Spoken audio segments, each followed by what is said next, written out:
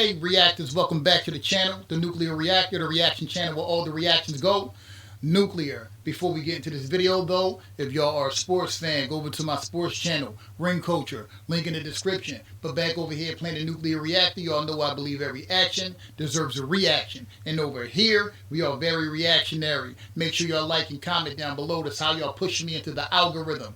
And then I'll go get them. When my content hit them and fit them and sit with them. Subscribe and hit the bell notification so y'all can be notified for every time I upload. And I do upload a lot. Share my videos. Hype my channel. This is your one-stop shop for all different kind of reactions. So look around. Check out the playlist. So today we're going to be getting into a video about ROSÉ. It's called ROSÉ Time Is Now. So it's from BPM Stories. Is entitled ROSÉ's Time Is Now. And yes, it is.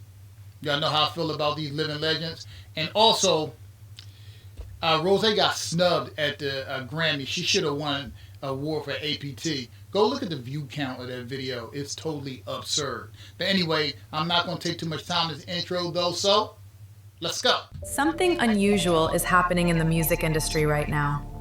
A K-pop artist is dominating Western charts in ways that have never been done before, breaking records that even the biggest names in the industry couldn't touch. And she's doing it on her own terms. Yes. Blackpink member ROSÉ made history with APT, earning 2 prized Grammy nominations and setting records as the highest charting K-pop female solo artist with her debut album ROSÉ on the Billboard 200. That's incredible. What makes this massive success so surprising is that nobody saw it coming. I beg to differ. I see all Blackpink success coming because they are just that dominant. Always remember, Blackpink is the revolution.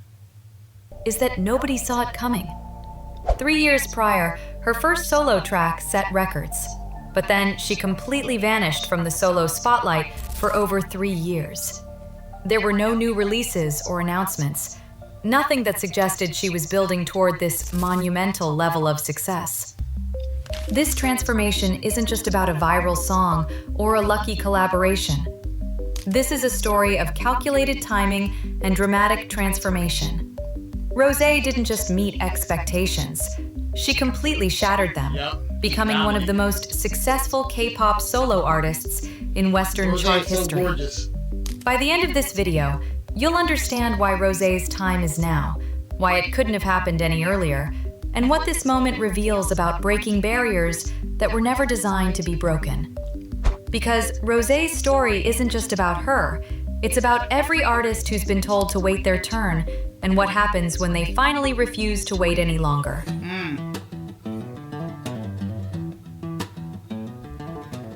Born in New Zealand and raised in Melbourne, Australia from age 7, ROSÉ never imagined music would be her career.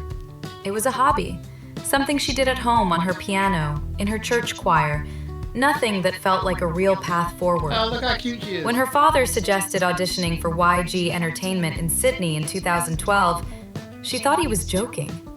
The idea seemed impossible. I remember her telling that story. Her dad said you should audition, and she said back to her dad, "Do I like music?" Yeah, you like up all night playing music. ROSÉ so cute. Did auditioning for YG Entertainment in Sydney in 2012, she thought he was joking. The idea seemed impossible. She was living so far from Korea that becoming a K-pop star never occurred to her as a realistic possibility. Props to her dad.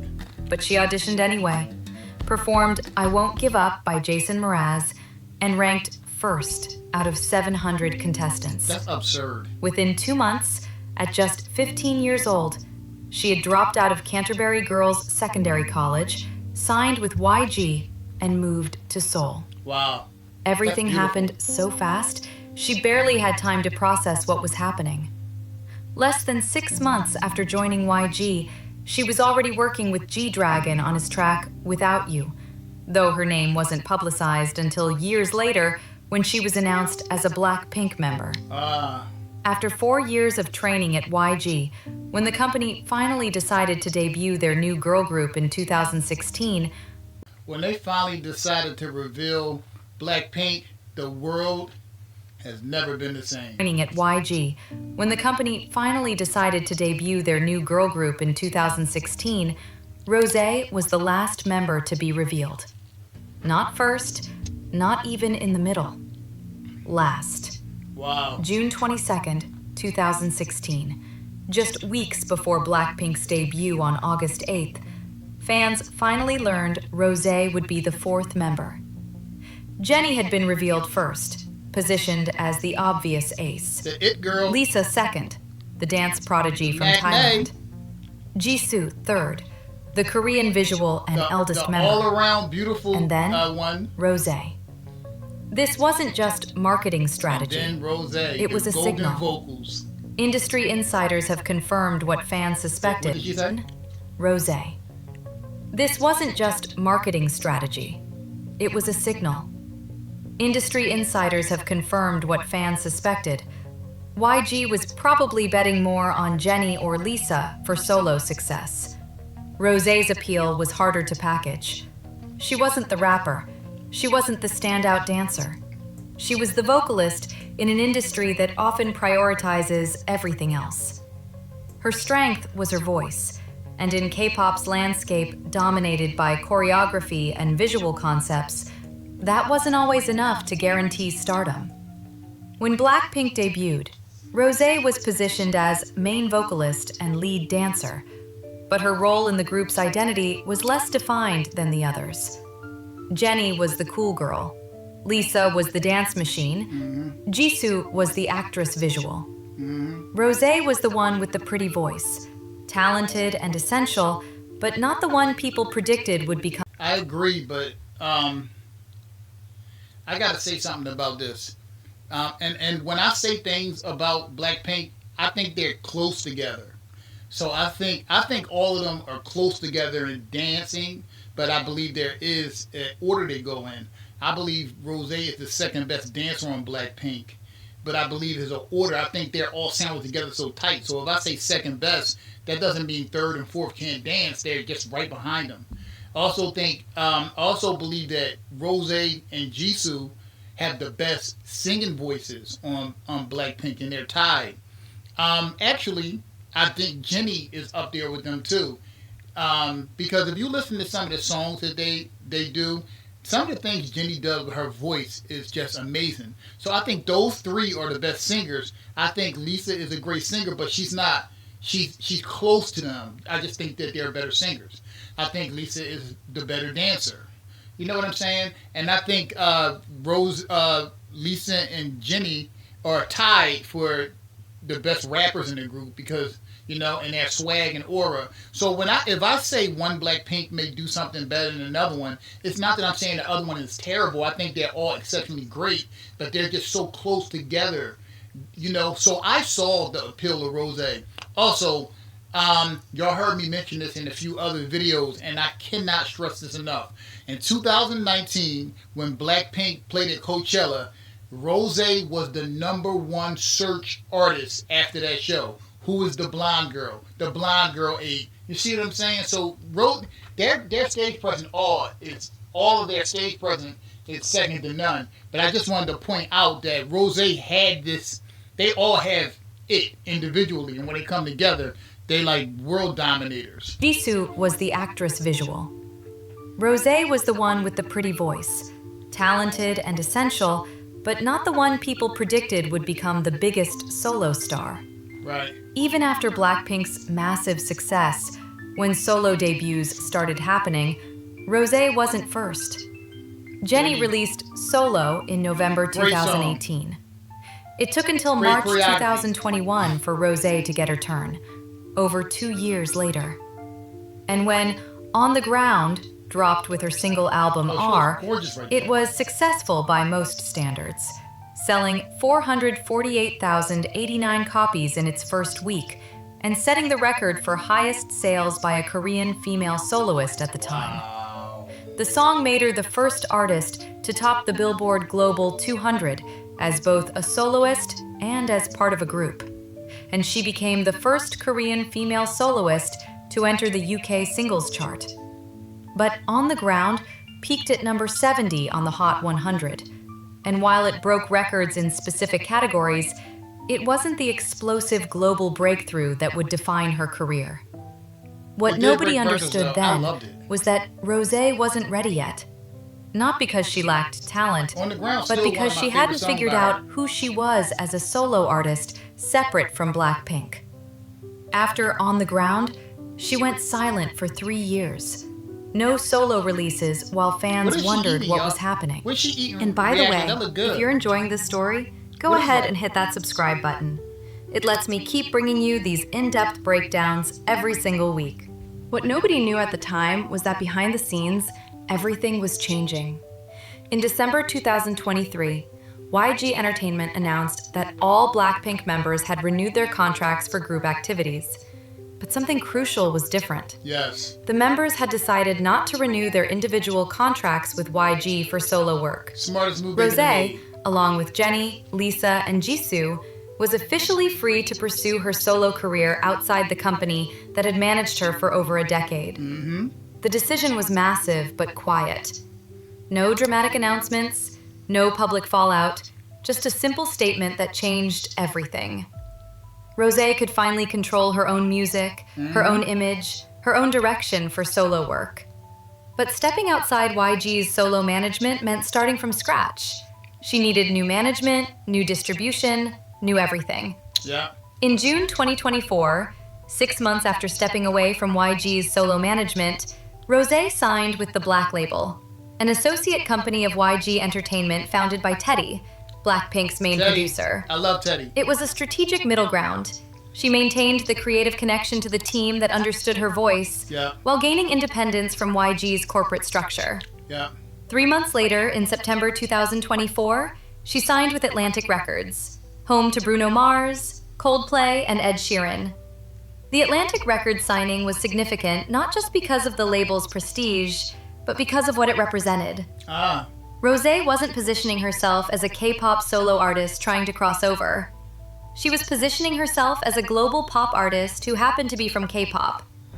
The distinction mattered because it meant she could compete on equal footing with Western artists, rather than being boxed into the K-pop category that often limits mainstream acceptance. I agree. In interviews about her debut album, ROSÉ, she revealed what she'd been doing during those 3 silent years. She'd been in and out of studios almost every single day, writing with songwriters and producers she'd met for the first time, trying to figure out what she wanted to say. She admitted falling asleep many nights feeling confused and lost, unsure of what direction to take or what kind of artist she wanted to be. For the first time in her career, nobody was telling her what to do. YG wasn't directing her image.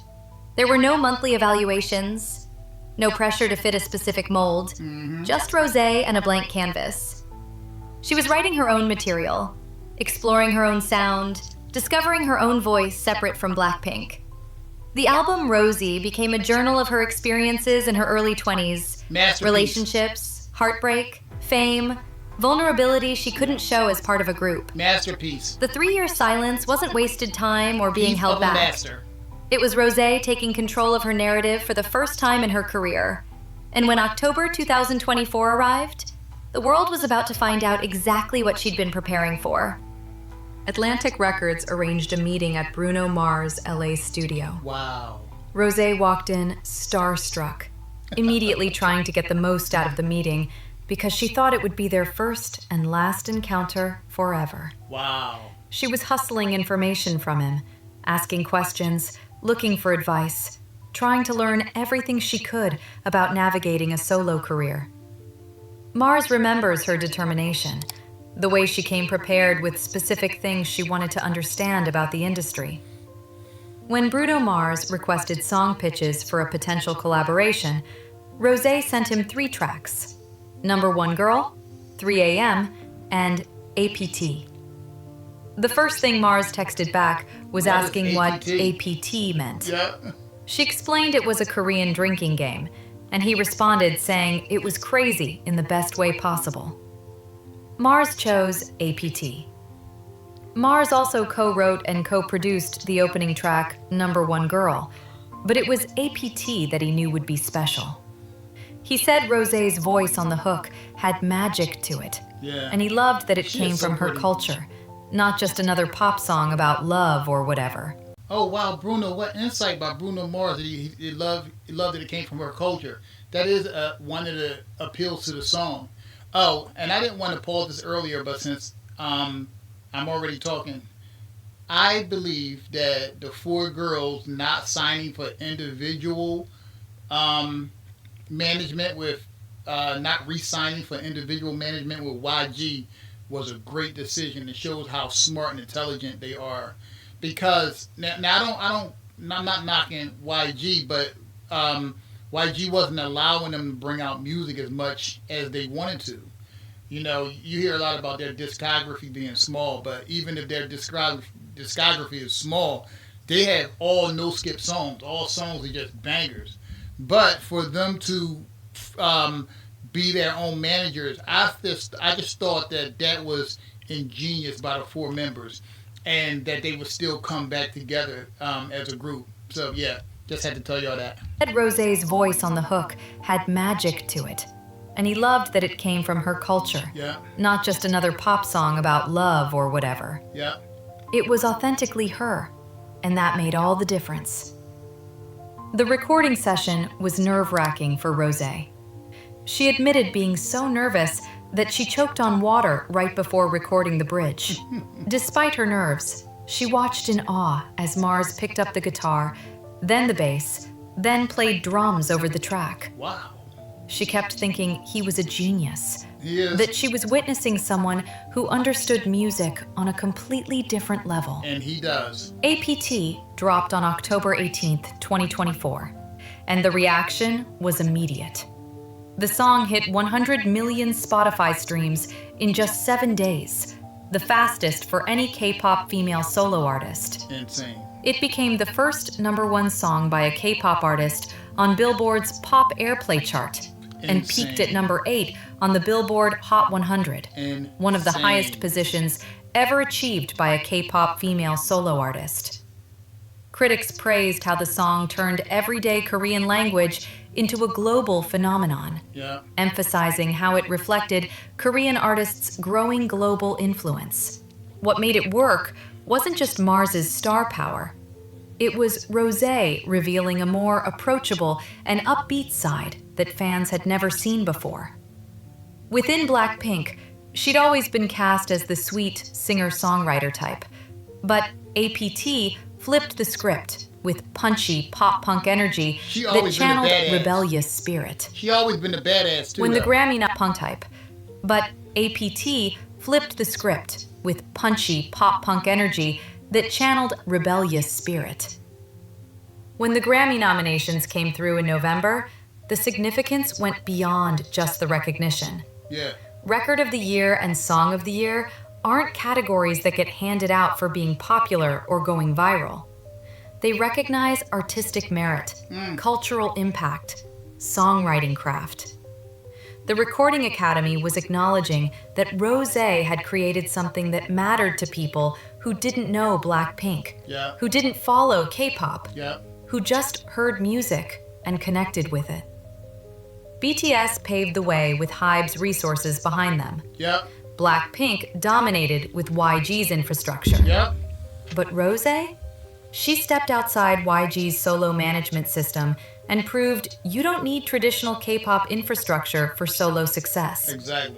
She signed with an independent label and Atlantic Records, competed directly with Western artists on Western terms, and achieved unprecedented success. Yes. No massive company machine, no traditional K-pop promotional cycle, just authentic music and the belief that it would be enough. And it was. What nobody expected was how quickly the industry would have to adjust their understanding of what a K-pop artist could be. Rosé wasn't asking for a seat at the table. She was already sitting there, earning Grammy nominations She took a seat in at the major table. categories, achieving some of the highest chart positions for a K-pop female solo artist in history. She wasn't trying to break into Western markets. She was already operating in them as an equal. Exactly. The last member revealed in Blackpink, the third to debut solo. The one YG was probably betting less on compared to Jennie or Lisa. And now, she's the one showing every K-pop artist who comes after her that there's another way to do this. Yeah. You don't need permission from your company. Nope. You don't need to follow the traditional playbook. Nope. You don't need to compromise your identity to succeed globally. You just gotta be Rosé. You just need to believe in your voice enough to let the world hear it exactly as it Four is. living legends from Blackpink. She just existed as herself.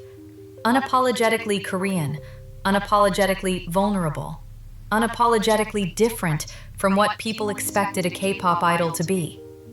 She proved that being underestimated isn't a weakness. Yeah. It's freedom. When nobody's watching, when nobody's betting on you, when you're the last one chosen, you have nothing to lose. And that's when you're most dangerous. Here's what Rosé's story is really about. It's about every person who's been told to wait their turn, every talent that's been overlooked, every voice that's been told they're not ready, not enough, not quite what we're looking for. It's about understanding that your moment doesn't arrive when others decide you deserve it. Your moment arrives when you decide to stop waiting and create it yourself. Yes.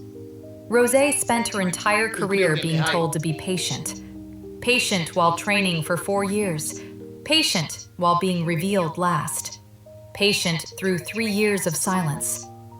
And then she stopped being patient.